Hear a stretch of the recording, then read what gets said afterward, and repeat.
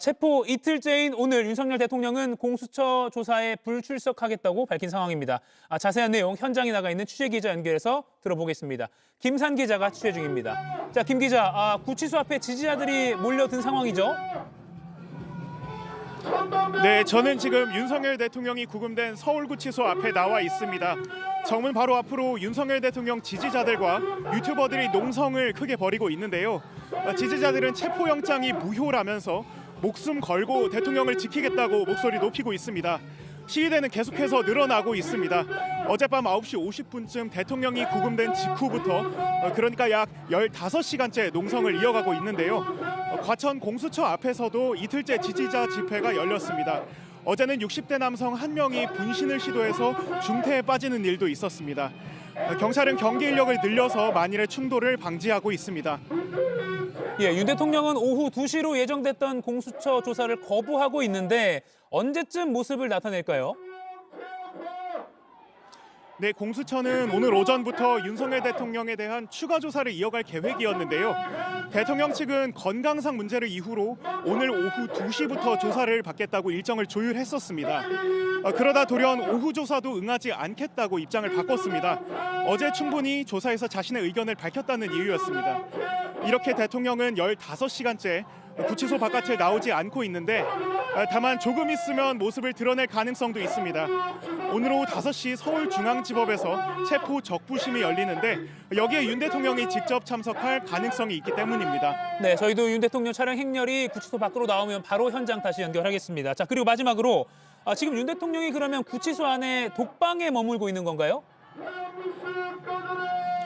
네, 구치소 안에 있는 3평 남짓한 독방에 머무르고 있는 걸로 알려졌습니다.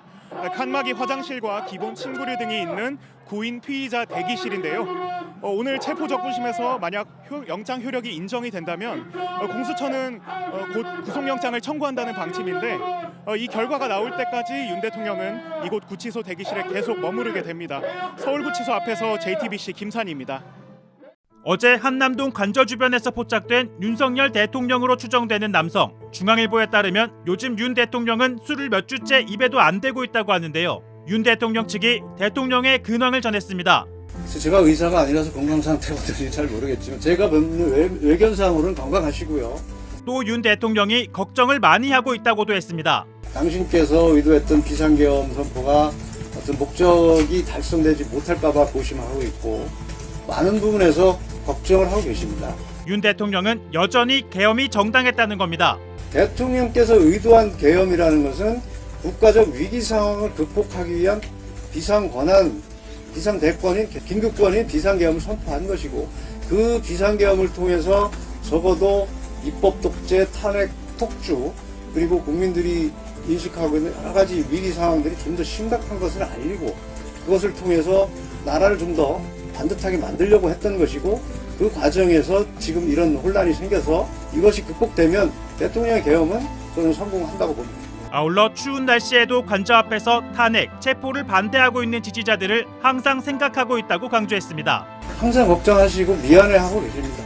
그래서 아마 그때 그 편지도 쓰셨던 걸로 제가 알고 있는데 아시다시피 날씨도 엄청 춥고 그런데 단시간 내에 끝나는 것도 아니고 하루 종일 또 밤 늦은 시간까지 그것도 연일 하고 있어서 상당히 미안해하고 계시고 고마워하고 계십니다.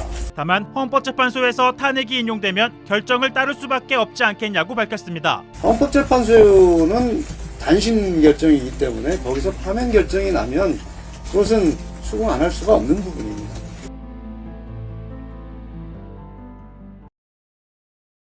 탄핵소추가 되고 보니 이제야 대통령이구나 생각이 들었다. 체포된 이후 윤석열 대통령이 직접 만년필을 들고 밤새 썼다며 공개한 8,000자 분량 글의 한 대목입니다. 부정선거, 거대 야당의 반국가 행위 등을 거론하며 계엄은 국가 위기를 극복하기 위한 대통령의 권한 행사라고도 주장했습니다. 윤 대통령은 체포 전 국민의힘 의원들과 만나 억울함을 호소하기도 했습니다.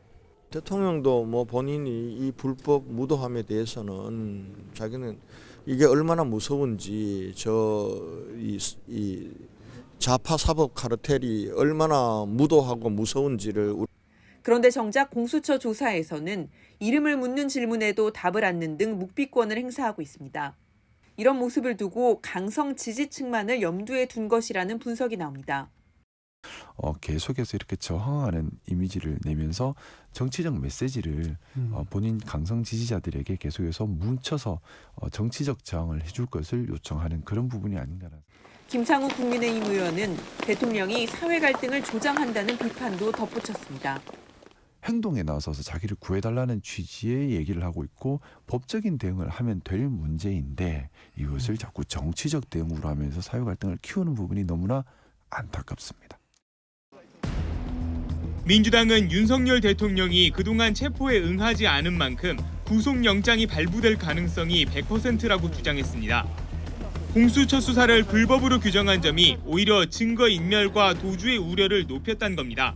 이거 부적법하다 그러잖아요. 영장 체포영장 부적법하다 그러죠. 도주 우려 100%네? 이렇게 생각할 거예요. 체포영장 부적법하다고 봤어. 지금도 그렇게 보니? 넌 120% 구속이야? 이렇게 할 거예요.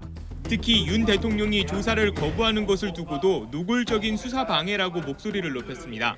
진술과 조서 날인을 거부한 데 이어 조사마저 연기하라고 떼를 쓰는 윤석열의 행동은 정당한 방어권 행사가 아니라 노골적인 수사 방해입니다. 끝까지 대한민국을 무법천지의 혼란으로 밀어넣으려는 내란 수계를 단죄해야 합니다. 국민의힘 지도부는 체포영장 집행이 사법 쿠데타라며 공수처가 민주당의 사병 집단이 됐다고 주장했습니다. 대한민국 공권력이 마치 나치 독일의 게슈타포, 소련의 비밀경찰인 KGB, 북한의 보위부처럼 이재명 세력의 찬탈 도구로 전락한 것입니다.